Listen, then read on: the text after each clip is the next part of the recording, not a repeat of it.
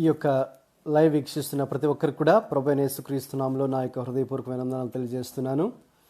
మరి మనందరికీ తెలిసినట్టుగా గత కొద్ది రోజుల క్రితమే మరి మన యొక్క భారత ప్రభుత్వం మనకు ఒక విషయాన్ని చెప్పడం జరిగింది. అదేంటంటే మరి 22వ తారీఖు కనుక ఈ దినాన ఆదివారం మరి అందరూ కూడా ఎక్కడికి బయటకు వెళ్లకుండా మరి అందరు గృహాల్లోనే ఉండాలని, ఎక్కడ కూడా బయట సోషల్ గ్యాదరింగ్ కానీ బయట పబ్లిక్ ప్లేసెస్లో తిరగకూడదనే విషయాన్ని మరి తెలియచేయడం జరిగింది. ఈ క్రమంలోనే మరి చాలా మంది కూడా మరి ఆరాధనలు కూడా వారు కొంతమంది ముందుగా జరుపుకున్నారు, మరి కొంతమంది చాలామంది లైవ్లో ఇస్తున్నారు. మరి ఈ పరిస్థితులు కనుక మనం చూసినప్పుడు ఈ యొక్క సెల్ఫ్ క్వారంటైన్ లేకపోతే దీన్ని సోషల్ ఐసోలేషన్గా ఈ యొక్క పేరుని పిలవడం జరుగుతుంది. సోషల్ డిస్టెన్సింగ్ అంటే అందరూ కూడా దూరంగా ఉండడం, లేకపోతే నిర్బంధించడం, లేకపోతే మనం వేరుగా ఉండడం, అంటే ఎవరితో కలవకుండా మరి మనం వేరుగా ఉండాలి. అంటే కొద్ది రోజులు ఈ యొక్క కరోనా వైరస్ స్ప్రెడ్ అవ్వకుండా ముందు జాగ్రత్తలుగా మరి ప్రభుత్వం తీసుకొని దీన్ని కనుక మనం చాలా మట్టుకు ఈ యొక్క సోషల్ గ్యాదరింగ్ని ఆ యొక్క సోషల్ డిస్టెన్స్ మెయింటైన్ చేయగలిగితే మరి మనం ఈ యొక్క వైరస్ని చాలా మటుకు కంట్రోల్ చేయవచ్చు అనే ఒక విషయాన్ని మరి దాన్ని చెప్పడం జరిగింది. అది ఒక విధంగా మంచిదే, ఎందుకంటే ప్రస్తుతం మనం చూస్తున్నాం ఈ కరోనా వైరస్ ప్రపంచాన్ని వణికిస్తుంది. మరి ఇప్పటికే 188 దేశాలకు పైగా ఈ కరోనా వైరస్ చాలా తక్కువ కాలంలో వ్యాప్తి చెందింది. మరి సాధారణంగా వారు చెప్తున్నారు కదా, మరి ఒక విధంగా చెప్పాలంటే మొదటి లేక రెండవ ప్రపంచ యుద్ధం కంటే కూడా ఎక్కువ నష్టాన్ని మరి ఇది తీసుకుని వస్తుందని చెప్తున్నారు. అంత మాత్రం కాకుండా మరి ఇప్పటికే మరి మనం చూసినట్టయితే ప్రపంచవ్యాప్తంగా సుమారు మరి 13,000 మందికి పైగా మరి మరణించినట్టుగా మరి మనం చూస్తున్నాం. అలాగే మరి మన భారతదేశంలో కూడా ఈ కరోనా వైరస్ పాజిటివ్ కేసెస్ ఉన్నాయి. అలాగే మరణాల సంఖ్య కూడా మరి మనం వింటూ ఉన్నాం. మరి దీనికి సంబంధించి నేను యాక్చువల్గా ఇప్పటి వరకు కూడా ఒక 5 వీడియోలు చేయడం జరిగింది. అది పాస్టర్ ప్రభు కుమార్ అనే యూట్యూబ్ ఛానల్లో కనుక మీరు వెళ్ళి చూస్తే ఈ కరోనా వైరస్కి సంబంధించినటువంటి వీడియోస్, ముఖ్యంగా దేవుడు నాకు ఇచ్చినటువంటి ఆలోచనల మేరకు మరి వాటిని చేయడం జరిగింది. ఆ యొక్క 5 వీడియోస్ టైటిల్స్ నేను చెప్తాను. మీరు యూట్యూబ్లో చూసినప్పుడు అవి మీరు క్లియర్గా డీటెయిల్గా ఇంకా చూడొచ్చు. నేను చేసినటువంటి ఆ వీడియోస్ కరోనా వైరస్ కంటే ప్రమాదకరమైన వైరస్. మరి అందులో నేను ఒక అంశాన్ని మాట్లాడాను. అంటే అందరు కూడా కరోనా వైరస్ గురించి భయపడుతున్నారు. మరి కరోనా వైరస్ మరి మన దేహంలోకి ప్రవేశించినప్పుడు ఏ రీతిగా ఒక వ్యక్తి వ్యాధి నిరోధక శక్తిని తగ్గించి మరి చివరికి ఆ వ్యక్తిని చనిపోయేలా చేస్తుందో మరి చూస్తున్నాం. మరి మనం దానిని ఇంకొక యాంగిల్లో ఆలోచన చూస్తే వాస్తవంగా ఒక మనిషిని భయంకరంగా మరి నాశనం చేసేటటువంటి వైరస్ ఏంటో అందులో నేను మాట్లాడాను. మరి అదేంటో కాదు కానీ అదే మరి పాపము అనేటటువంటి వైరస్ అని నేను చెప్పడం జరిగింది. ఏ రీతిగా కరోనా వైరస్ కేవలం మన యొక్క దేహాన్ని మాత్రమే హాని చేస్తుంది, అయితే మరి పాపం అనే వైరస్ ఏ రీతిగా మన దేహం మాత్రమే కాకుండా మనందరికీ కూడా ప్రాణము, దేహము, ఆత్మ ఈ 3 ప్రతి ఒక్కరికి కూడా దేవుడు ఇచ్చారు. కాబట్టి అవి ఏ రీతిగా మరి నష్టపరుస్తుందో మనం అక్కడ దాన్ని చూడవచ్చు. అలాగే ఇంకొకటి నేను వీడియో చేయడం జరిగింది, బాబోయ్ కరోనా వైరస్ అనే టైటిల్తో నేను చేయడం జరిగింది. మరి అంటే అది ఒక విధంగా చెప్పాలంటే అందరూ కూడా చాలా భయభ్రాంతులకు గురి చేస్తున్నటువంటి వైరస్ ఇది మామూలు విషయం కాదు. గతంలో కొన్ని ఇలాంటి సంఘటనలు జరిగినప్పుడు కూడా ఈసారి ఈ యొక్క కరోనా వైరస్ అనేది చాలా విస్తృతంగా చాలా తక్కువ కాలంలో చాలా భారీ ఎత్తులో మరి ఇది యొక్క నష్టం కలిగి చేస్తుంది. కాబట్టి అయితే ఈ పరిస్థితిలో మనం ఎలా స్పందించాలో నేను చేశాను. అలాగే ఇంకొక 3వ వీడియో ఏంటంటే మనం ఎవరికి భయపడాలి, కరోనా వైరస్కా లేక అని నేను చెప్పడం జరిగింది, ఆ టైటిల్ ఇవ్వడం జరిగింది. మరి అందరూ కూడా కరోనా వైరస్ భయపడుతున్నటువంటి ఈ రోజుల్లో మరి మనం వాస్తవంగా ఎవరికి భయపడాలి అని మనం చూస్తే, మరి కరోనా వైరస్ కేవలం మన యొక్క ప్రాణాన్ని మాత్రమే హాని చేసి చివరికి మహా అంటే అది మన ప్రాణాన్ని తీసుకెళ్తుంది. అయితే మరి మన యొక్క దేహము అలాగే మన ఆత్మ రెండింటిని నరకములోకి పడవేసే ఆ దేవునికి మాత్రమే ఆ అధికారం ఉంది. కాబట్టి ఆయనకు భయపడాలి అనే దృక్పథంతో ఆ యొక్క వీడియో చేయడం జరిగింది. 4వదిగా అప్పుడే కరోనా వైరస్ ఆగిపోతుంది అనే ఒక వీడియో చేయడం జరిగింది. మరి ఈ కరోనా వైరస్ ఎప్పుడెప్పుడు ఆగిపోతుందా అని అందరూ ఎదురు చూస్తున్నారు. అయితే ఇది ఆగిపోతుంది, కానీ ఎప్పుడు ఆగిపోతుందంటే దేవుని యొక్క గ్రంథంలో 2వ దినవృత్తాంతంలో 7:14 రాయబడినట్టుగా, నా పేరు పెట్టబడిన నా జనులు తమ్మును తాము తగ్గించుకొని నన్ను వెదకి తమ చెడు నడతను విడిచిన ఎడల, ప్రార్థన చేసిన ఎడల నేను వారి ప్రార్థన ఆలకించి వారిని క్షమించి వారి దేశాన్ని స్వస్థపరుస్తానని దేవుడు సెలవిచ్చాడు. కాబట్టి ఎప్పుడు ఈ కరోనా వైరస్ ఆగిపోతుందంటే దేవుని పేరు పెట్టబడినటువంటి ఆయన ప్రజలు మరి వాస్తవంగా ఎప్పుడైతే మరి మనం దేవుని వెతికి ప్రార్థన చేస్తామో తప్పకుండా దేవుడు ఈ కరోనా వైరస్ని తీసివేసేవాడుగా ఉన్నారు. ఇంకా అలాగే నేను చేసినటువంటి ఒక 5వ వీడియో ఏంటంటే కరోనా వైరస్ అంత్యకాల సూచన అనే ఒక టైటిల్ మీద మరి చేయడం జరిగింది. కాబట్టి అందులో మరి యేసు ప్రభువారిని ఒకసారి శిష్యులు అడిగినప్పుడు,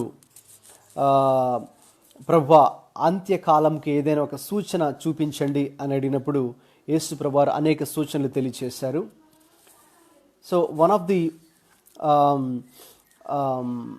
science of the last days, ఏంటని మనం చూస్తే pestilences. So Jesus says that there are going to be pestilences. So ఈ యొక్క తెగుళ్ళు కూడా రాబోతున్నాయని యేసు ప్రభువారు సెలవిచ్చారు. కాబట్టి ఈ యొక్క తెగులు కూడా, ఈ యొక్క కరోనా వైరస్ అనేది కూడా ఒక భయంకరమైనటువంటి తెగులు. కాబట్టి మరి దాన్ని మనం ఆలోచించినట్టయితే అది ఒక అంత్యకాలపు సూచనగా మరి మనం తీసుకోవాలి. అంటే మనం చివరి దినాల్లో ఉన్నాం, యేసు ప్రభు యొక్క 2వ రాకడ బహు సమీపంలో ఉన్నది అని మరి గుర్తించిన తర్వాత ఎలా స్పందించాలో కూడా మరి యేసుక్రీస్తు ప్రభువారు మత్తయి సువార్త 24లోను అలాగే లూకా సువార్త 21 అధ్యాయంలో కూడా దాని గురించి తెలియచేశారు. కాబట్టి మనం ఈ యొక్క అంత్యకాలపు సూచనలు ఒకటి తర్వాత ఒకటి మరి మనం చూస్తున్నప్పుడు ఎలా స్పందించాలి ఈ విషయంలో, how should we respond now towards this corona virus situation all over the world అనే విషయం గురించి మనం ఆలోచిస్తే మరి ఇది చాలా ప్రాముఖ్యమైనటువంటి విషయం. అందులో భాగంగానే మరి మన యొక్క ప్రభుత్వం కూడా ఒక విధంగా ఇది ఒక మంచి నిర్ణయం అని చెప్పొచ్చు. అంటే ఇది మనం ఇంకా మన ఇండియాలో బహుశా ఫస్ట్ ఫేజ్లో మనం ఉన్నామని చెప్తున్నారు నిపుణులు ఈ కరోనా వైరస్ సంబంధించింది. కాబట్టి మనం ఫస్ట్ ఫేజ్, ఇంకా సెకండ్ ఫేజ్, థర్డ్ ఫేజ్, ఇంకా హయ్యర్ లెవెల్స్లోకి, ఇంకా డేంజరస్ సిచ్యువేషన్స్లోకి వెళ్ళడానికంటే ముందుగా మనం ఇంకా ఫస్ట్ స్టేజ్లో ఉన్నప్పుడే దీని కనుక మనం కొన్ని జాగ్రత్తలు తీసుకున్నట్టయితే దీన్ని మరి మనం అరికట్టవచ్చు అనే దృక్పథంతోనే ప్రభుత్వం వారు కూడా మరి కొద్ది రోజులు మనం యాక్చువల్గా ఈ సోషల్ ఐసోలేషన్, మరి మనం ఎక్కడికి బయటకు వెళ్లకుండా మనల్ని మనం వేరు చేసుకుని మనం ఉన్నటువంటి స్థలాల్లోనే, గృహాల్లోనే ఉంటే మంచిది. ఈ వైరస్ ఇంకా ఫర్దర్గా స్ప్రెడ్ అవ్వకుండా ఒక విధంగా మనకు మంచిది, అలాగే ఇతరులకు కూడా మంచిది అనే ఉద్దేశంతోనే చేయడం జరిగింది. అయితే అది ఒక విధంగా మంచి విషయమే. మరి మనం బైబిల్లో కూడా చూసినప్పుడు మరి ఇశ్రాయేలీలు కూడా ఆ తెగులు వ్యాపించినప్పుడు ఐగుప్తు దేశం మనం చూస్తున్నాం, 10 రకాల తెగుళ్ళను మనం చూస్తున్నాం. ఇక చివరి తెగులు అయినటువంటి తొలిచూలు మరి సంతానం మరణిస్తున్న సందర్భంలో మరి దేవుడు ఇశ్రాయేలీలకి ఏం చెప్పారంటే, మరి ఒక విధంగా చెప్పాలంటే అప్పుడు ఈ 10 రకాల తెగుళ్ళు కూడా సంభవిస్తున్నప్పుడు మరి ఐగుప్తు దేశంలో ఇశ్రాయేలీలు అందరూ అక్కడే ఉన్నారు. ఆ తెగుళ్ళు అందరికీ సంభవిస్తున్నాయి, కానీ ఇశ్రాయేలీలు మాత్రం చాలా క్షేమంగా దేవుని ద్వారా భద్రపరచబడతారు. అది దేవుని మహాకృపను బట్టి దేవుడు వారిని ఆ రీతిగా భద్రపరుస్తారు. ఆ చివరి తెగులు అయినటువంటి తొలిచూలు సంతానం కూడా అది జరిగినప్పుడు వారు కూడా మరి దేవుడు చెప్పినట్టుగా వారు కూడా ఆ రోజున మనం అదే విషయాన్ని నిర్గమకాండంలో చూస్తాం. నిర్గమకాండము 12వ అధ్యాయము 22లో ఈ రీతిగా ఒక మాట ఉంటుంది. మరియు హిస్సోపు కుంచె తీసుకొని పళ్ళెంలోనున్న రక్తంలో దాన్ని ముంచి ద్వారబంధపు పై కమ్మికిని 2 నిలువు కమ్ములకును పళ్ళెంలోని రక్తమును తాకింపవలెను. తరువాత మీలో ఎవరునూ ఉదయం వరకు తన ఇంటి ద్వారం నుండి బయలు వెళ్ళకూడదు అని ఒక విధంగా ఇశ్రాయేలీయులు కూడా వారు తమ గృహాల్లోనే ఉన్నటువంటి తమను తాము వేరు చేసుకొని గృహాల్లోనే ఉన్నటువంటి పరిస్థితులు అక్కడ మనం చూస్తున్నాం. అలాగే ఇశ్రాయేలీయులు మరి వారి మధ్యలో ఒక్కొక్కసారి కుష్టు వ్యాధి సంభవించినప్పుడు కానీ కొన్ని రకాల స్కిన్ డిసీజెస్ అంటే కంటేజియస్ డిసీజెస్ ఒకరి నుంచి మరొకరికి సంక్రమించేటువంటి వ్యాధులు ఏవైనా వచ్చినట్లయితే మరి అలాంటి సందర్భంలో అక్కడ ఉన్నటువంటి మోషే లేక అహరోను యాజకులు వీరందరూ కూడా మరి అటువంటి వ్యాధులున్న వారిని గుర్తించి వారిని పాలెము బయటనే వారిని కొద్ది రోజులు ఉంచేవారు. ఎందుకంటే వారు లోపల ఉంటే మిగతా వారికి కూడా స్ప్రెడ్ అవుతుంది కాబట్టి ఆ రీతిగా వారిని బయట ఉంచేటటువంటి వారు. ఆ రీతిగా వాళ్ళు కూడా సోషల్గా ఐసోలేట్ అయ్యేటటువంటి పరిస్థితులు వాళ్ళు కూడా మరి మనం చూస్తున్నాం. అయితే ఈ యొక్క సెల్ఫ్ క్వారంటైన్ అంటే మనముగా వేరైపోయి వ్యక్తిగతంగా ఒక చోట ఉండడం, సోషల్ ఐసోలేషన్ లేక సోషల్ డిస్టెన్సింగ్ అని దీన్ని చెప్తున్నారు. సో మరి మనం బయట ఎవరితో కలవకుండా మనం వేరుగా లేక ఒంటరిగా మరి ఉండడం ఒక విధంగా మంచిదే అని దాని గురించి కూడా చెప్తున్నారు. అయితే నేను ఈ యొక్క అంశం గురించి ఆలోచిస్తున్నప్పుడు మరి దేవుడు కొన్ని ఆలోచనలు నాకు ఇవ్వడం జరిగింది. ఆ ఆలోచనలని మీతో పంచుకోవాలని ఆశిస్తున్నాను. మరి దేవుని యొక్క వాక్యంలో కూడా మనం చూస్తే మరి తమ్మును తాము ఒంటరిగా ఒక ఉద్దేశం కొరకై వేరు చేసుకున్న వారు ఎవరైనా ఉన్నారా అని మరి మనం చూస్తే, లేక వారి పరిస్థితులను బట్టి మరి ఒంటరిగా ఉన్నటువంటి పరిస్థితులు ఏవైనా ఉన్నాయా అని కనుక మనం ఆలోచిస్తే, వారు ఒంటరిగా ఉన్నప్పుడు మరి ఎటువంటి విషయాలు, ఎటువంటి పరిస్థితులు గుండా, ఎటువంటి ఫీలింగ్స్ గుండా వారు వెళ్ళారు, లేక వారు తమ ఒంటరితనంలో లేక వారు కూడా సోషల్గా ఐసోలేట్ అయిపోయి వారు కూడా లోన్లీగా ఒంటరిగా ఉన్నప్పుడు ఏం జరిగింది అని కూడా మనం ఆలోచించి చూసినట్టయితే నేను మీకు 2 ఉదాహరణలు పంచుకోవాలని ఆలోచిస్తున్నాను. దేవుని యొక్క వాక్యంలో ఒకటి పాత నిబంధన ఉదాహరణ మీకు చెప్పాలనుకుంటున్నాను. రెండవది క్రొత్త నిబంధనలో నుంచి మరొక ఉదాహరణ చెప్పాలని ఆశిస్తున్నాను. ఒకటి పాత నిబంధనలో కనుక మనం చూస్తే people who self quarantine themselves in the Bible అని మనం చూస్తే, బైబిల్ గ్రంథంలో తమ్మును తాము ఎవరు వ్యక్తిగతంగా వేరు చేసుకున్నారు అని కనుక మనం ఆలోచించినట్టయితే, ఎందుకంటే ఈ రోజుల్లో ముఖ్యంగా ఈరోజు ఈ 22వ తారీఖు మార్చి ఆదివారం మరి జనతా కర్ఫ్యూగా ప్రకటించడం జరిగింది. మరి ఎవరు కూడా బయట తిరగడానికి వీల్లేదు, ఎవరికి వారుగా తమ గృహాల్లో ఉండాలి, ఒంటరిగా ఉండాలి. మరి చాలామందికి చాలా కష్టంగా ఉండొచ్చేమో. ఎందుకంటే ఇప్పుడు కూడా మరి బయట తిరుగుతున్న వాళ్ళకి మరి మనుషుల్లో ఉన్నటువంటి వారికి ఒక్కసారిగా ఈ రోజంతా కూడా లేక కనీసం రాత్రి 9 గంటల వరకు ఉండాలని కూడా కొంతమంది కష్టమే అనుకోవచ్చేమో. కానీ ఒక విధంగా అది మంచిదే. అయితే ఈ యొక్క అంశాన్ని నేను బైబిల్ గ్రంథంలో బైబిల్ పాయింట్ ఆఫ్ వ్యూలో ఆలోచించి చూసినప్పుడు మరి బైబిల్లో కూడా ఎవరైనా మరి ఆ రీతిగా తమను తాము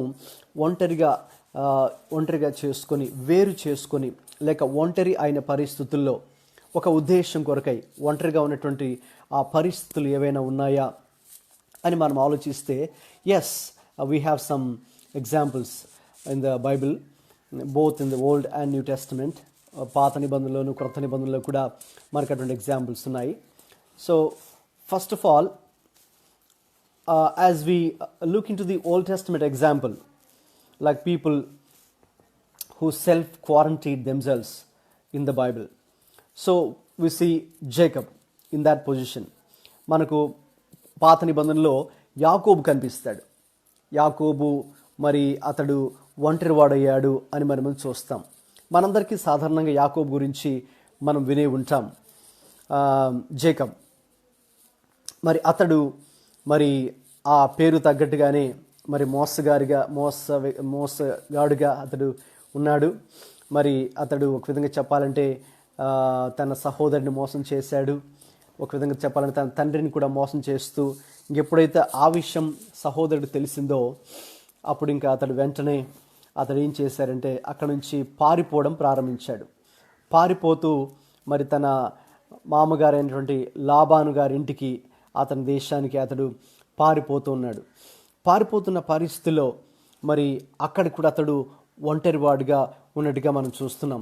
ఆదికాండము 28వ అధ్యాయం మనం కనుక పరిశీలించి చూస్తున్నట్టయితే అక్కడ ఏ రీతిగా యాకోబు ఒంటరివాడుగా అతను బేర్షాబా నుంచి బయలుదేరి హారాను వైపు వెళ్తున్నాడో అక్కడ మరి మనం చూస్తున్నాం. ఆదికాండము 28వ అధ్యాయము 10-11 వచనాలు కనుక మనం చూస్తే అక్కడ మరి ఆ రోజు రాత్రి అతను ఒక స్థలానికి చేరినప్పుడు అక్కడ ప్రొద్దు గుంకడం వల్ల, రాత్రి అవ్వడం వల్ల అతను అక్కడే నిలిచిపోతాడు.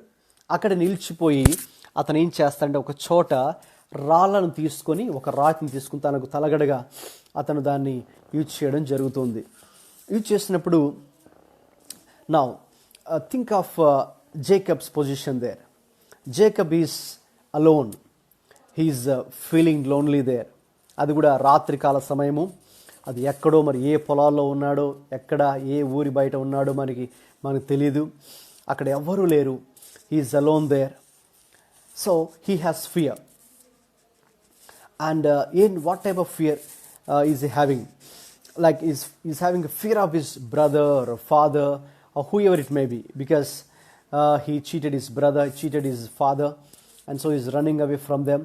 And he's so scared that if any point of time someone would come and attack him, and so he's so uncertain, and so he's so scared of the situation there.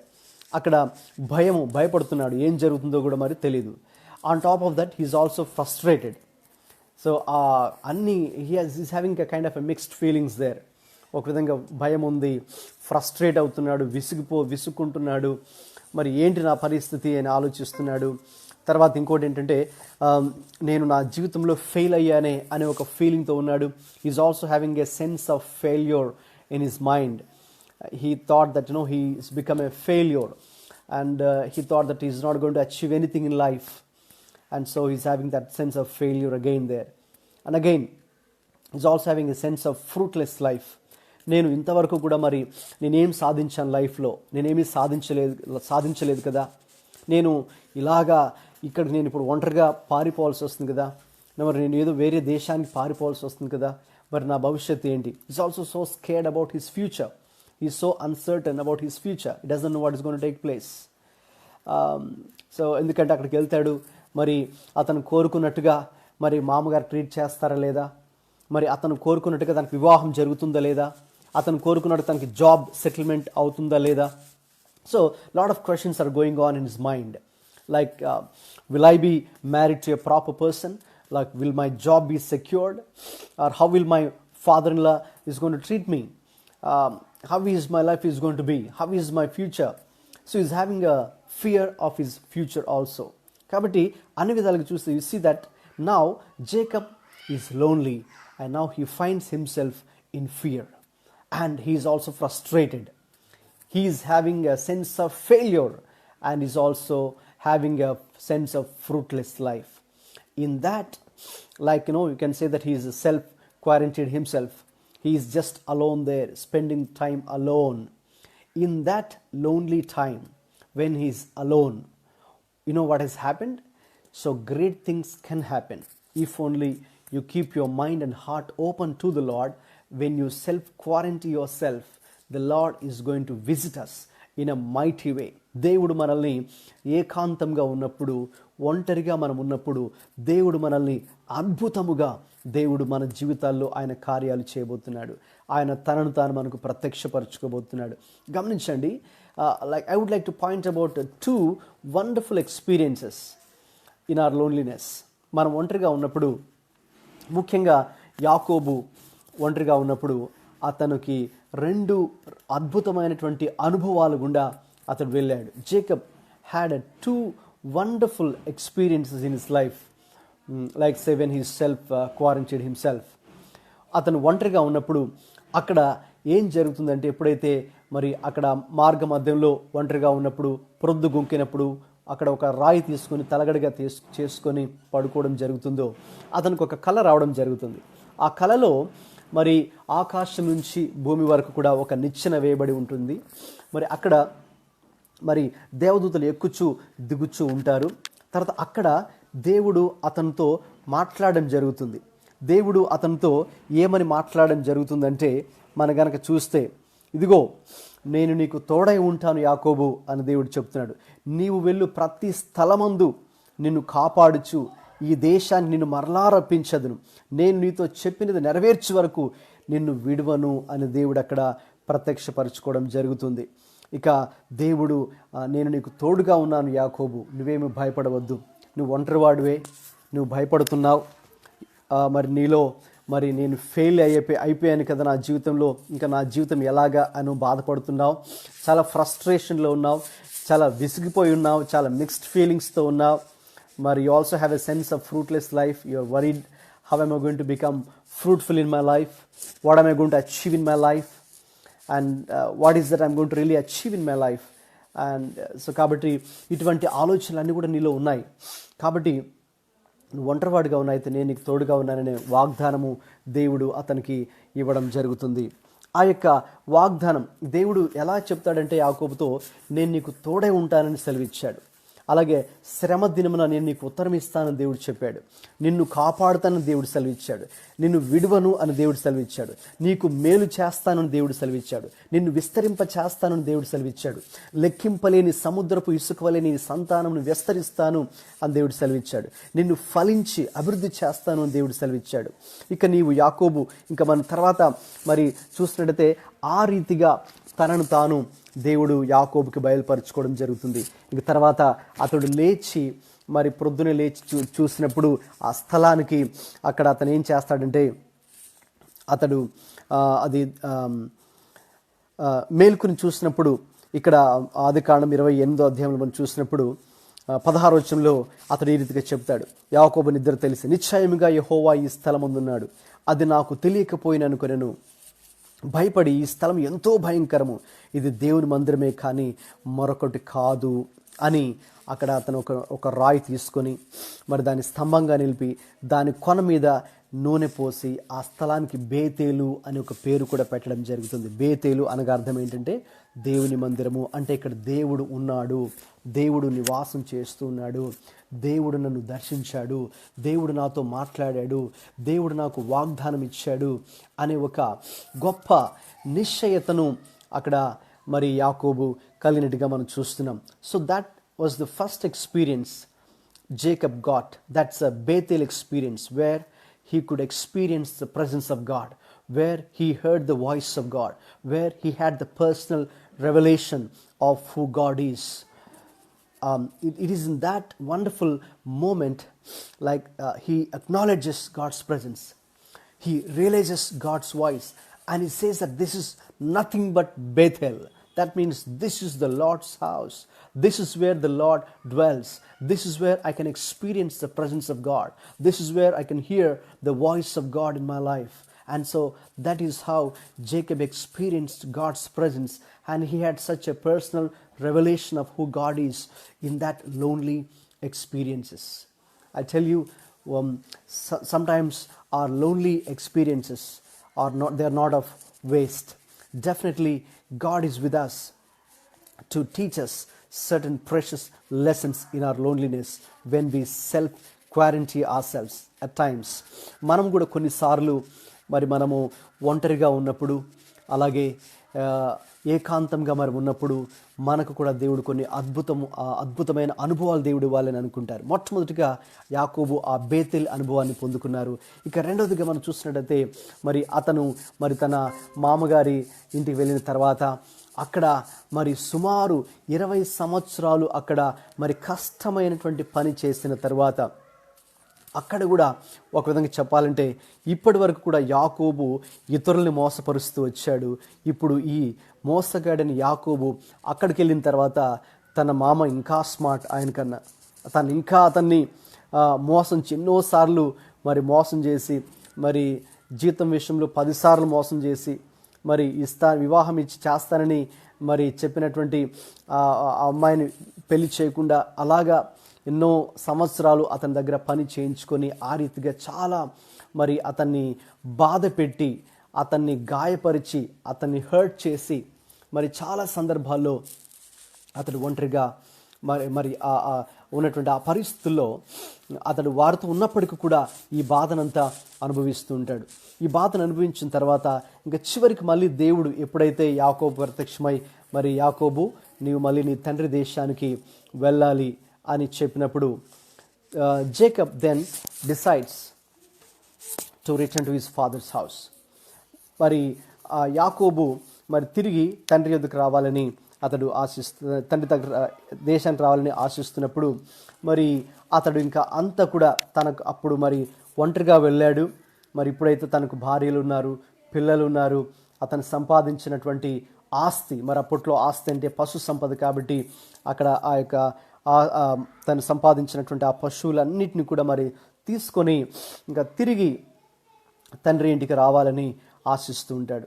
ఎప్పుడైతే తండ్రి ఇంటికి రావాలని ఆశిస్తారో అప్పుడు అయితే చివరికి అతను ఏం చేస్తాడంటే, నేను ఇలాగ వెళ్తే మళ్ళీ నా సహోదరుడు నాకు ఎదురై నన్ను మళ్ళీ చంపచ్చు.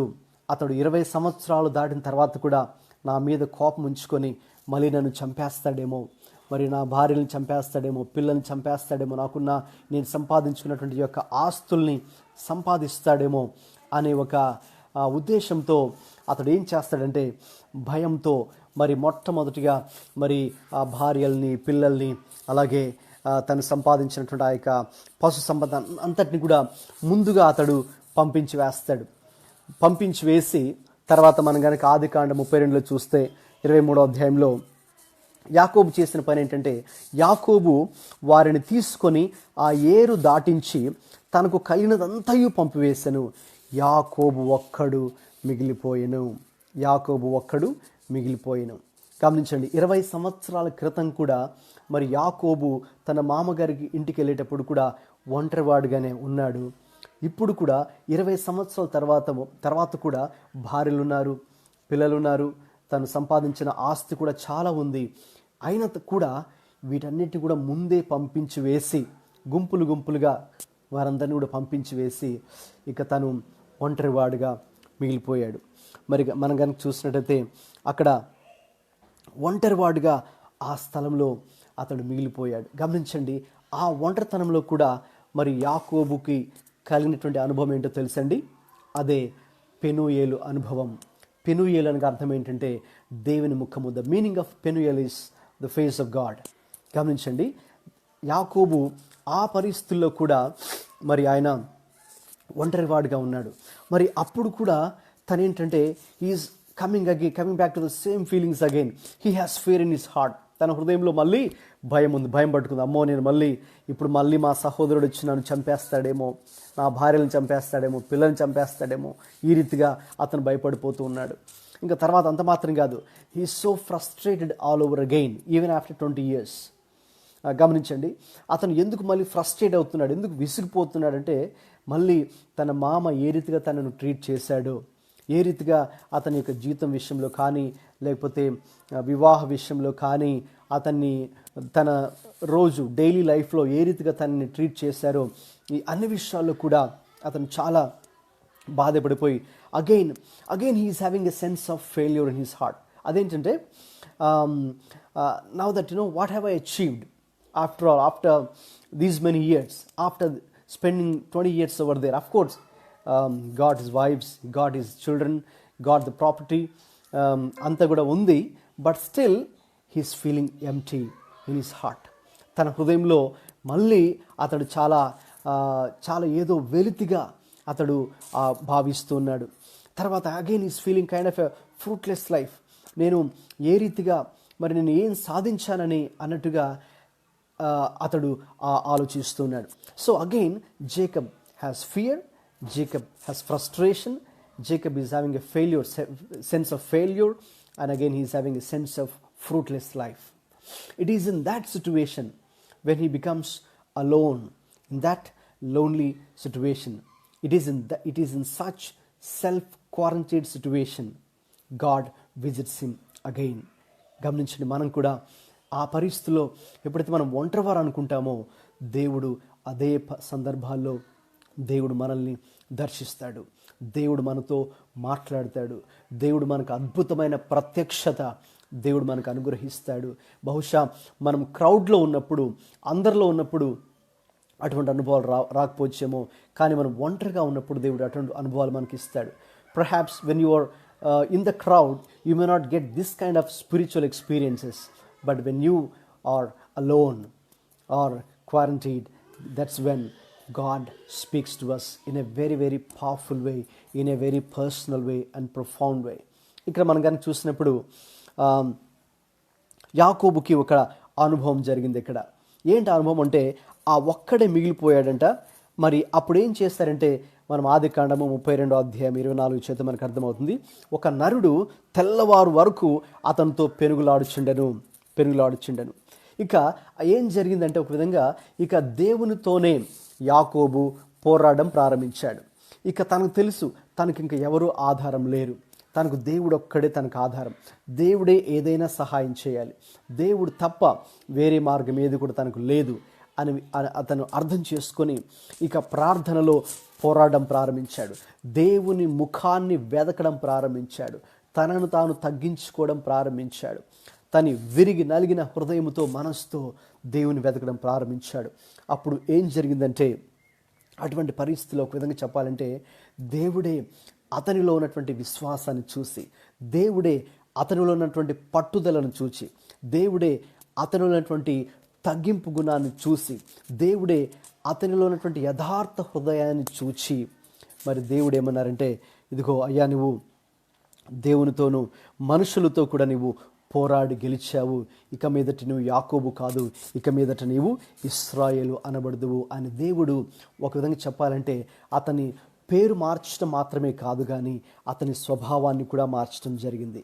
అది అందుకే అతను అన్నాడు, ఇదిగో ఇది మామూలు అనుభవం కాదు, కానీ ఇది నాకు కలిగినటువంటి ఈ స్థలము, ఎందుకంటే నేను దేవుణ్ణి ముఖాముఖిగా చూచాను, అయినా నేను ప్రాణాలతో బ్రతికున్నాను, కాబట్టి ఇది ఒక పెనుయేలు స్థలము అని దేవుడు పిలిచాడు. అనగా పెనుయేలు అనగా అర్థము దేవుని ముఖము అని అర్థం. నేను దేవుని ముఖాన్ని చూశాను, ఆయన జీవిస్తున్నాను. ఇక్కడ దేవుడు నాతో మాట్లాడాడు, దేవుని యొక్క స్వరాన్ని నేను విన్నాను, నా స్వభావం మారిపోయింది. ఇక నాలో ఉన్న the fear is gone, the frustration is gone, sense of failure is gone, sense of fruitless life is gone here.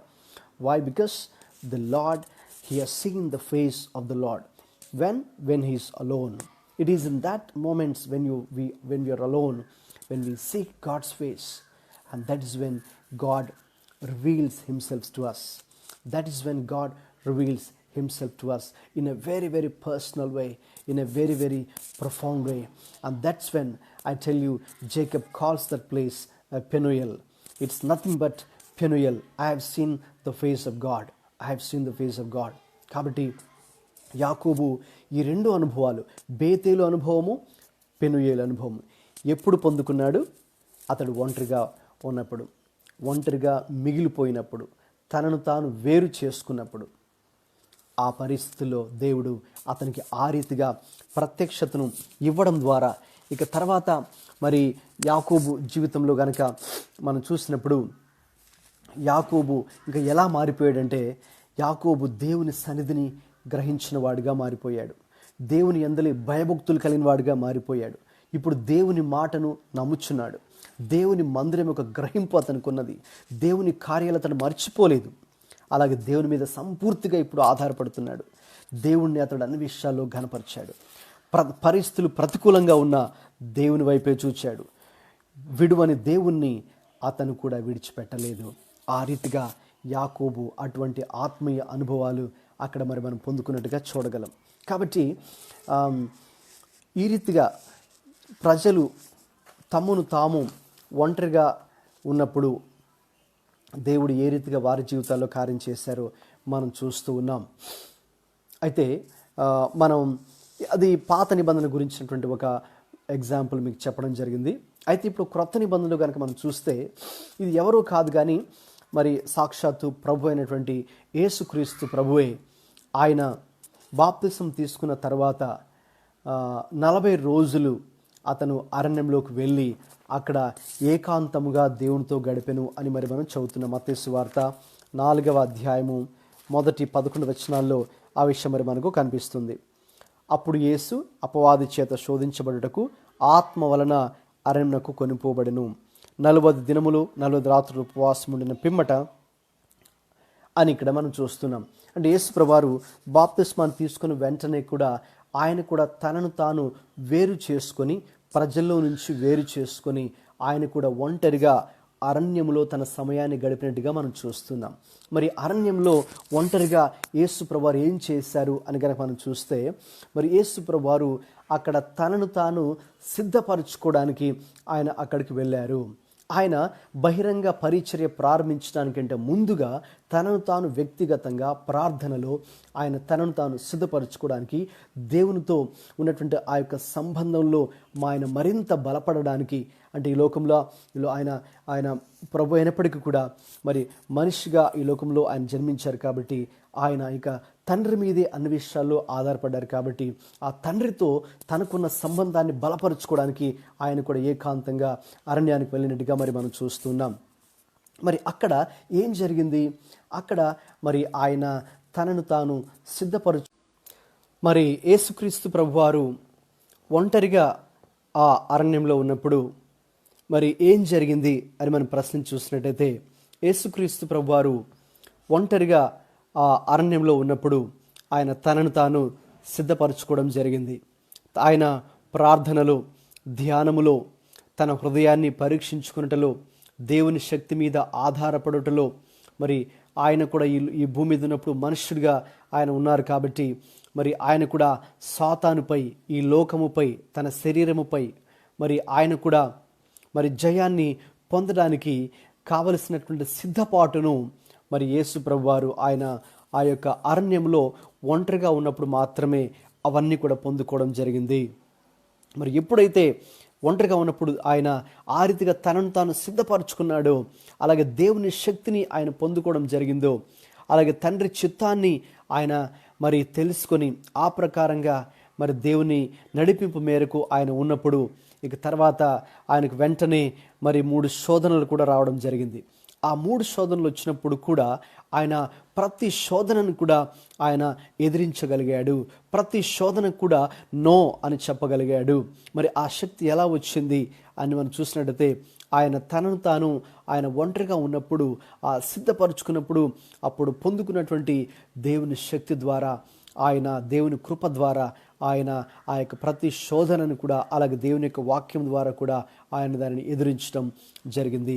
కాబట్టి ఒంటరిగా ఉన్నప్పుడు దేవుడు మరి అనేక కార్యాలు మన జీవితాల్లో కూడా దేవుడు చేయగలడు.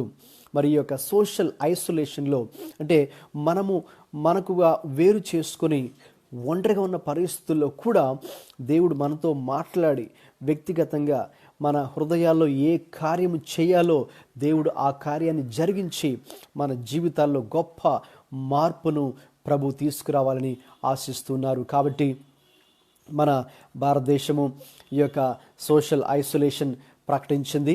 మరి అందరూ కూడా వేరుగా ఉండాలి అని చెప్పడం జరిగింది. అయితే దీన్ని మనం ఆలోచించినట్టయితే, అవును, ఈ యొక్క సోషల్ ఐసోలేషన్ని మరి మనం ఆత్మీయమైనటువంటి అభివృద్ధి కొరకు దానిని ఉపయోగించుకోగలిగితే అద్భుతంగా మన జీవితాల్లో కూడా దేవుని కృపను మరి మనము పొందుకుంటాం. దేవుణ్ణి మనము అద్భుతమైన రీతిలో ఆయనకి దగ్గరగా రావడానికి, మరి ముఖ్యంగా మన చుట్టూ ఈ కరోనా వైరస్ వ్యాప్తి చెందిస్తున్నటువంటి ఈ పరిస్థితుల్లో, భయంకరమైనటువంటి అల్లకల్లోలంగా ప్రపంచం మారుతున్నటువంటి ఈ పరిస్థితుల్లో, ఎప్పుడు ఏమి జరుగుతుందో తెలియని పరిస్థితుల్లో మరి ప్రపంచం ఉన్నప్పుడు మనము కూడా దేవునికి సమీపంగా రావడానికి, ఇది అందరికీ కూడా ఈ యొక్క సోషల్ ఐసోలేషన్ లేక సెల్ఫ్ క్వారంటైన్ అనేటటువంటి యొక్క పరిస్థితిలో మనల్ని మనం వేరుగా చేసుకున్నప్పుడు, ఈ రీతిగా ప్రభువుకి, దేవునికి, ఆయన వాక్యానికి, ప్రార్థనకు మనం అవకాశం ఇచ్చినప్పుడు తప్పకుండా మన జీవితాల్లో కూడా దేవుని కార్యం చూడగలం. కాబట్టి దినాన మీతో నేను 2 ఉదాహరణలు పంచుకున్నాను. పాత నిబంధనల నుండి మరి యాకోబు యొక్క ఉదాహరణ, యాకోబు ఒంటరిగా ఉన్నప్పుడు ఏ రీతిగా 2 ఆత్మీయ మరి అనుభవాలు పొందుకున్నాడో మీతో పంచుకున్నాను. ఒకటి బేతేలు అనుభవము, రెండొకటి పెనుయేలు అనుభవం. అవి రెండు కూడా తన జీవితాన్ని మార్చివేశాయి. అవి రెండు కూడా దేవుణ్ణి ఎలా అర్థం చేసుకోవాలో, దేవుడు ఏమై ఉన్నాడు, తన జీవితంలో దేవుడు ఎటువంటి కార్యం చేయాలని ఆశిస్తున్నాడు, దేవుని చిత్తం ఏంటో, దేవుని ప్రణాళిక ఏంటో, దేవుని ఆలోచనలు ఏంటో ఆయన అప్పుడు గ్రహించడం జరిగింది. తనలో ఒక గొప్ప మార్పు, పరివర్తన, తన స్వభావంలో మార్పు అతడు ఆ రెండు సందర్భాల్లో కూడా మనం చూస్తే ఒంటరిగా ఉన్నటువంటి సందర్భంలోనే దేవుడు దానిని ఉపయోగించుకొని మరి అతని యొక్క క్షేమం కొరకే దేవుడు అనుభవాన్ని ఇవ్వడం జరిగింది. అలాగే యేసుక్రీస్తు ప్రభువారు కూడా ఆయన కూడా ఒంటరిగా ఉన్నప్పుడే ఆయన ఆ అరణ్యంలో తనను తాను ఆ 40 దినాలు సిద్ధపరచుకున్నప్పుడు దేవుడు అతనికి తన శక్తిని ఇవ్వడం జరిగింది, దేవుని చిత్తాన్ని బయలుపరచడం జరిగింది, తన యొక్క పరిచర్య చేయడానికి సిద్ధపరచుకోవడం జరిగింది. కాబట్టి ఈ రెండు సందర్భాలు ఇవి కొన్ని మాత్రమే, ఇంకా చాలా మనం చూసినట్టు దేవుని యొక్క వాక్యంలో ఉన్నాయి. ఇవి రెండు మీతో పంచుకోవాలని మరి దేవుడి యొక్క ఆలోచన ఇవ్వడం జరిగింది. కాబట్టి మరి ఈ సోషల్ ఐసోలేషన్ మరి ఈ యొక్క అనౌన్స్మెంట్ మన ఇండియన్ గవర్నమెంట్ ప్రకటించింది. మరి ఈ సందర్భంలో మనము దానిని ఈ రీతిగా ఉపయోగించుకోగలిగితే చాలా మంచిది. అంత మాత్రం కాకుండా మరి మన ప్రపంచం వ్యాప్తంగా విస్తరిస్తున్నట్టు యొక్క కరోనా వైరస్ యొక్క ప్రభావం గురించి కూడా మరి మనము ప్రార్థన చేయాలి.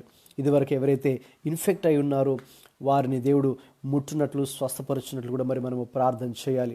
అంత మాత్రం కాదు, ఈ పరిస్థితుల్లో మనందరూ కూడా దేవుని యొక్క వాక్యం సెలవిచ్చినట్టుగా ఎప్పుడు ఏదైనా ఒక తెగులు ఆగిపోతుంది అని దేవుని యొక్క వాక్యంలో మనం చూసినప్పుడు 2వ దినవృత్తాంతములు 7వ అధ్యాయము 13వ వచనంలో ఈ రీతిగా వ్రాయబడింది.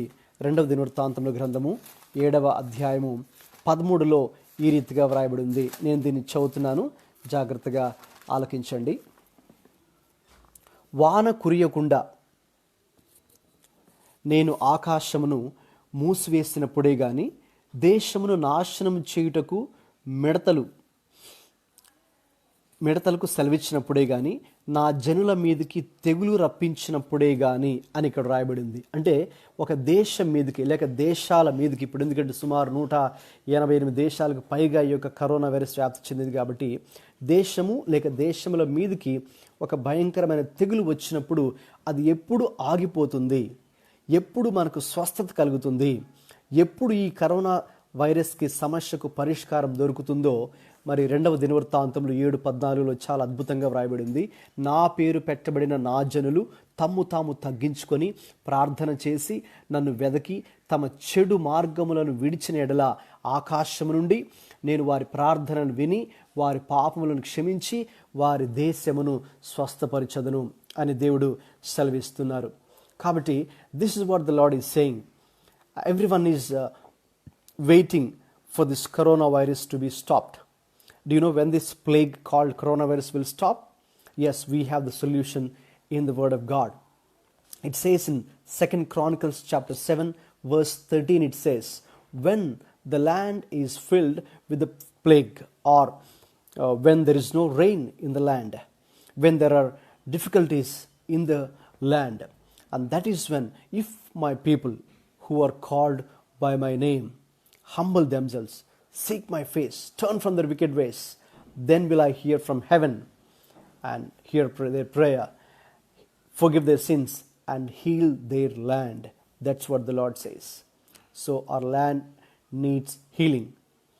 లేక మన దేశాలకు ఇప్పుడు స్వస్థత అవసరము. మరి కేవలము ఆరోగ్యం మాత్రమే కాదు, మరి అన్ని రంగాల్లో కూడా మరి జరుగుతున్నటువంటి నష్టాల గురించి మరి మనం వింటూ ఉన్నాం. ఏ రీతిగా అంతా కూడా ఒక విధమైనటువంటి అల్లకల్లోలమైనటువంటి పరిస్థితుల్లో, ఒక విధమైనటువంటి కన్ఫ్యూజన్లో, మరి ఖేయోస్లో మరి ప్రస్తుతం సమాజం ముందు కూడా మరి మనం చూస్తున్నాం. కాబట్టి ఇదంతా కూడా మరి నిలిపివేయబడాలంటే మరి కనుక మనం చూసినట్టయితే దేవుని యొక్క ఇశ్రాయేలీయుల జీవితంలో కూడా మరి తెగులు సంభవించినప్పుడు ఎప్పుడు అది ఆగిపోయింది అని మనం చూస్తే సంఖ్యాకాండము 16వ అధ్యాయంలో మనం చూస్తున్నాం. మరి మోషే చెప్పినట్టుగా అహరోను ఎప్పుడైతే ఆయన ఆ ధూపార్తి వేశాడో, ప్రజల పక్షంగా ప్రాయశ్చిత్తం చేశాడో, అటు చనిపోయిన వారు ఇటు బ్రతికిన వారు మధ్యలో నిలబడ్డాడో, ఆ తెగులు వచ్చి అప్పటికే 17,000 మరి 600 మంది చనిపోయారు అప్పటికే. అయితే మరి కనుక మనం చూస్తే ఎప్పుడైతే అహరోను అక్కడ నిలవబడ్డాడో, మరి ఆ ప్రజల మధ్య అటు చనిపోయిన వారు ఇటు బ్రతుకున్న వారి మధ్యలో కనుక మనం చూస్తే అప్పుడు మరి మనం అర్థం చేసుకుంటున్నాం ఆ తెగులు నిలిచిపోయిన ఆ వచనాన్ని మీకు చదవాలని ఆశిస్తున్నాను. సంఖ్యాకాండము 16వ అధ్యాయంలో, సంఖ్యాకాండం 16వ అధ్యాయము 47వ వచనం. సంఖ్యాకాండము 16వ అధ్యాయము 47వ వచనం చదువుతున్నాను, జాగ్రత్తగా ఆలకించండి. మోషే చెప్పినట్లు అహరోను వాటిని తీసుకొని సమాజం మధ్యకు పరిగెత్తి పోయినప్పుడు తెగులు జనులలో మొదలుపెట్టి ఉండెను. కాగా అతడు ధూపము వేసి ఆ జనుల నిమిత్తము ప్రాయశ్చిత్తము చేసెను. అతడు చచ్చిన వారికిని బ్రతికున్న వారికిని మధ్యను నిలువబడగా తెగులు ఆగెను. ఎందుకంటే అప్పటికే 14,700 మంది ఆ తెగులు చేత చనిపోయి ఉన్నారు. ఆ తెగులు ఇంకా విస్తరిస్తూ ఉంది. బహుశా అహరోను ఇంకా ఆలస్యం చేసినట్టయితే ఇంకా అనేక వేల మంది చనిపోయి ఉండేవారు. గమనించండి, 6 దినాన ఆ తెగులు ఎలా ఆగిందో తెలుసండి. అహరోను ఆయన ఏం చేశారంటే ధూపము వేసి ప్రజల నిమిత్తము ప్రాయశ్చిత్తము చేశారు. అలాగే చనిపోయిన వారికి బ్రతుకున్న వారికి మధ్యలో నిలబడ్డారు. ఈ దినాన నీవు నేను కూడా అదే పని చేయాలి. ప్రజల పక్షముగా ధూపం వేయాలి, ప్రజల పక్షముగా ప్రాయశ్చిత్తం చేయాలి. మరి అటు చనిపోయిన వారికి బ్రతుకున్న వారికి మధ్యను మనం ఎప్పుడైతే నిలవబడితే, that is what God is looking for someone who stands in the gap. If you are such person, I'm sure this plague will be stopped, this corona virus will be stopped. కాబట్టి దేవుడు అది ఆశిస్తున్నాడు. కాబట్టి మనము ఆ రీతిగా let's be Moses, let's be Aaron who made the sacrifice on behalf of people, who interceded for them, and who stood in the gap between the dead and the living. And that's when the plague stopped. కాబట్టి ఇది నాన్న కూడా ఈ corona virus plague మరి మనము అది ఎప్పుడు ఆగిపోతుందంటే మరి దేవుని ప్రజల చేతుల్లోనే ఉంది. గమనించండి, ఇది ఆపివేయబడాలంటే వైద్యులు దీన్ని ఆపలేరు, ఎందుకంటే దీనికి ఇంకా మందు కనుక్కోలేదు. కాబట్టి ఏ సైంటిస్టులు దీన్ని ఆపలేరు, ఏ ఎక్స్పర్ట్స్ దీన్ని ఆపలేరు, ఏ ప్రభుత్వం వారు కూడా దీన్ని ఆపలేరు. కానీ దేవుడు మాత్రమే దీన్ని ఆపగలడు. Only God can stop this corona virus, not the scientists, not the experts, not the intellectuals, because we don't have the medicine yet invented for this coronavirus. So only God can intervene. Only God can heal our nations. దేవుడు మాత్రమే ఇది చేయగలిగినటువంటి కార్యము. Only the divine intervention can make the difference in this hour of need and crisis all over the world.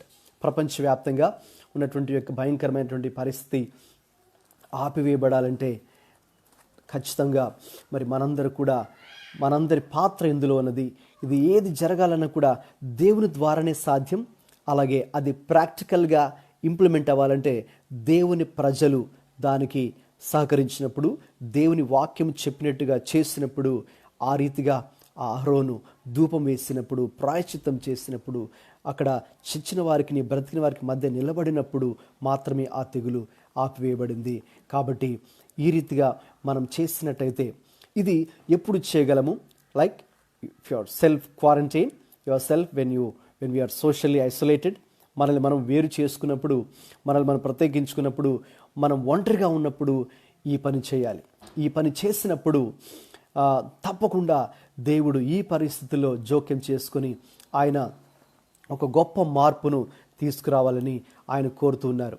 ఈ యొక్క సన్నివేశం ద్వారా లేక ఈ తెగులు ద్వారా తనను తాను ఈ దినాన మరి దేవుడు ఆ విషయాన్ని మరి బయలుపరచడం జరిగింది. అదేంటంటే మరి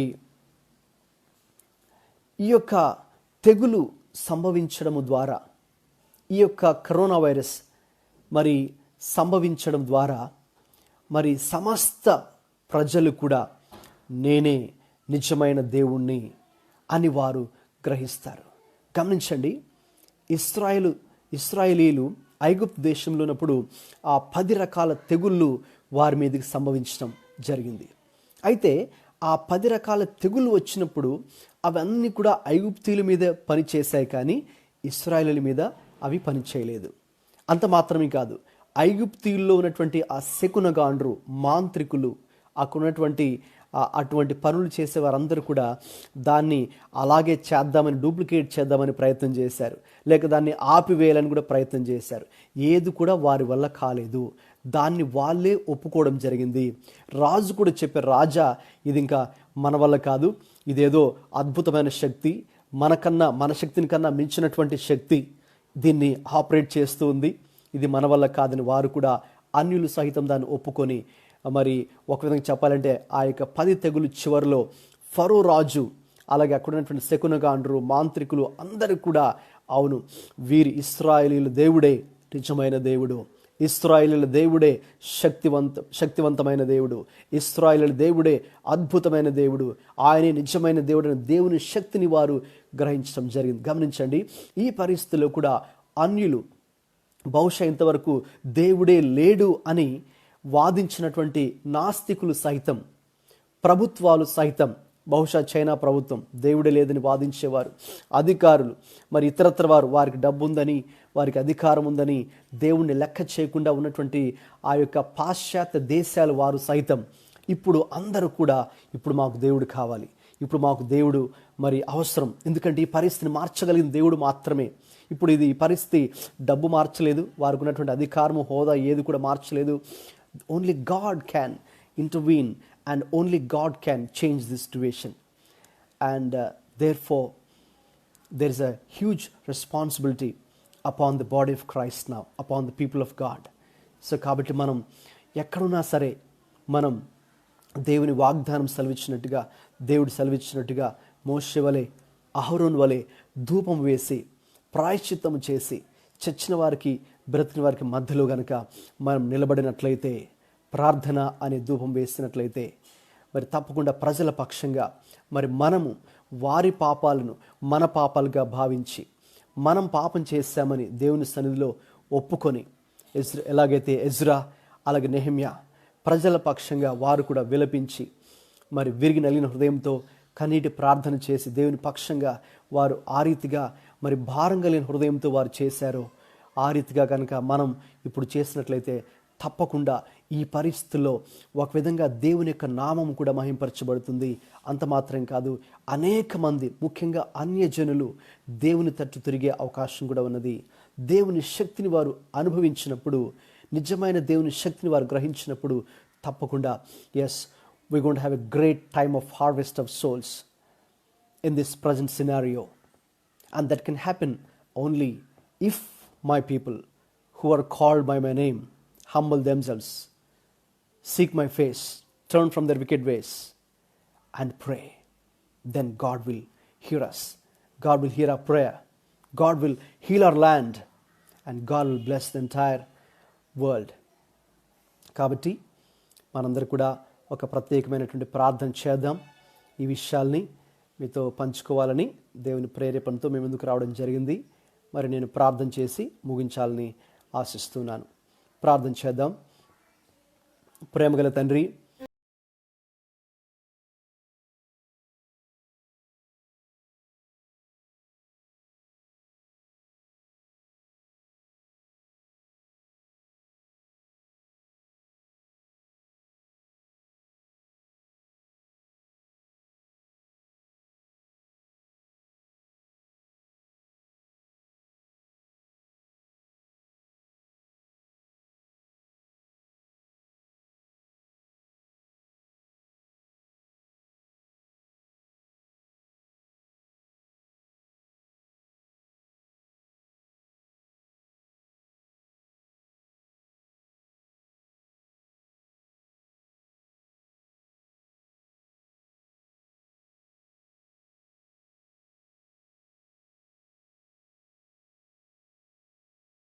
అయ్యా మాకు స్వస్థత అనుగ్రహిస్తారని, మా పాపాలను క్షమిస్తారని మీరు సెలవిచ్చారు. అయ్యా మీరు అది జరిగించండి ప్రభువా. అయ్యా మరి ప్రస్తుతం తండ్రి వీరందరూ కూడా తండ్రి ఇదిగో మీరే నిజమైన దేవుడని తెలుసుకోవడానికి ప్రభువా మీ శక్తిని పంపించండి తండ్రి. అయ్యా మరి ఈ యొక్క తెగులును ఆపివేయటం ద్వారా అయ్యా ఇదిగో మీ శక్తిని ప్రజలందరూ కూడా గ్రహించి మీ యందు విశ్వాసం ఉంచడానికి మీరే సహాయం దయచేయండి ప్రభువా. అయ్యా మీ కృప కొరకే వేడుకుంటున్నాం ప్రభువా. మాకు మీరే ఆధారము, మాకు మీరే దిక్కు. ఈ పరిస్థితిలో ఏ మందు, ఏ వైద్యము, ఏ డాక్టరు ప్రభువా, ఏ ఎక్స్పర్ట్, ఏ సైంటిస్ట్ చేయలేని పనిని ప్రభువా మీరు చేయగలరు అని మేము నమ్ముతున్నాం ప్రభువా. తండ్రి మరి మీరే, yes Lord, only the divine intervention can make the difference now in this scenario, Lord. So Father, we plead before you. We ask of your grace, Master, Lord, that you will intervene in a supernatural way, Lord. తండ్రి మీరే సహాయం దయచేసి మహిం పొందమని, అలాగే మీ కృపను సమృద్ధిగా దీవించి మహిం పొందమని యేసుక్రీస్తు వారి పరిశుద్ధ నామములో ప్రార్థిస్తున్నాను తండ్రి. ఆమేన్, ఆమేన్.